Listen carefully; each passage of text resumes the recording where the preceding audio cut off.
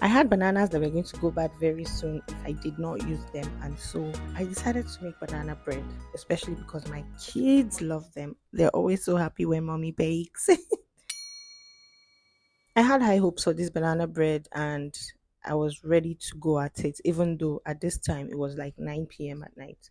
But I knew that if I didn't use these bananas this day, by the next day they would have gone too far. So I mashed up like three bananas. Those were like medium sized bananas. We might as well call it two and a half bananas.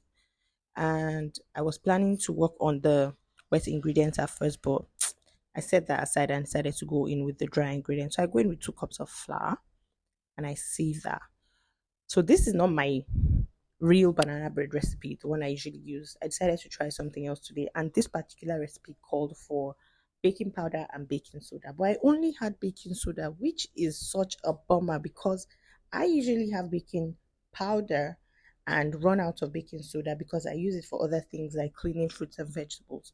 But anyway, I decided to go at it, you know, with a tweak to help myself with extra lift and leavening since I didn't have baking powder. But before then, I went in with two kinds of sugar, half cup of each, brown and white, a sprinkle of salt, and then this milk flavor that I had. A lot of people use this milk flavor in all kinds of pastries. I think they only go in sweet pastries. They don't go with savory pastries because I taste some meat pie sometimes that has that milk flavor, and I'm like, what? No. Anyways, so I mix that, try to break up any clumps of brown sugar, and set that aside. So as a home baker, you cannot have sense more than me, this thing I'm making. So this is the sense I'm using in place of baking powder. I'm going to separate my egg whites from my egg yolk and I'm going to beat the white until they're soft peaks. So that when I add it to my batter, it's going to help it lift, rise, and you know, the shoulder pad will be rising up. So that's what we have there. I whisked it a little bit of elbow grease, but it was fine. So I go back into my wet ingredients or my mashed bananas and the egg yolks with some vanilla extract, some nutmeg, and some cinnamon powder. Just a little bit of warmth. It's the holiday. By the way, happy Thanksgiving, everyone celebrating. I love to be in that holiday mood and holiday spirit when it's around the holiday time. And I think it's also because I lived in the US for a few years. So, I just always want to feel like, oh, yeah, it's the holidays. Feel the warmth, use the warm spices. Even though in this hot Nigeria, we have no reason to be using and doing anything warm. We should be running towards the cold.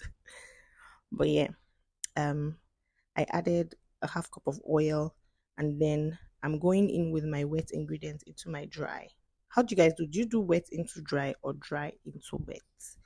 Whatever you do, try not to overmix the batter. I think that's the most important thing. So, like I said, I went in with half a cup of milk and I'm gonna mix that up. And then I noticed that this was a bit too stiff. It would have been too dry or too hard. And so, again, as a home baker, a home cook, I knew what to do. I went in with another half cup. So that's a total 1 cup of milk. And then I mixed that up until there was no more flour. If you're not subscribed to my channel, please hit that subscribe button, like the video, and leave a comment below. So I go in with a little bit more than half of the egg whites that I've beaten and do the fold method just so that I do not deflate the white or remove the air that I had already beaten it because I want that to, enable my batter rise, since I don't have the baking powder. But yeah, if you have baking powder, you absolutely do not need to do this. This was just me being extra, you know, innovative. And how many times have I said, that's the filler word that I need to stop using. So I mix it up and get my pan. I oil my pan and I'm gonna go in with the batter. I realized that the batter is a little bit more than the pan in terms of where it should be before you bake. You need to leave some room for it to rise well. But again, this was almost 11 p.m. and I was like, you know what, we're just gonna go for it.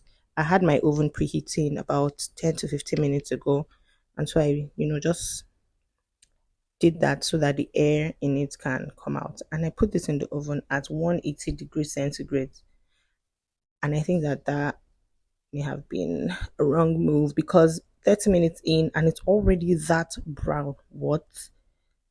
Oh, the center is still wet. So I turned the heat down to 150, which is where I should have started at, and just let it cook low and slow. But it's all good. I put it back in there with good faith, turned it down to 150 degrees, left it for about another 30 minutes, maybe 25. And this is where we were. It was good. It was looking good. Maybe a bit too brown for some, but it was really okay.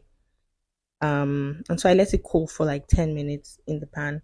Took it out of the pan, let it cool for another 10 before I cut into it.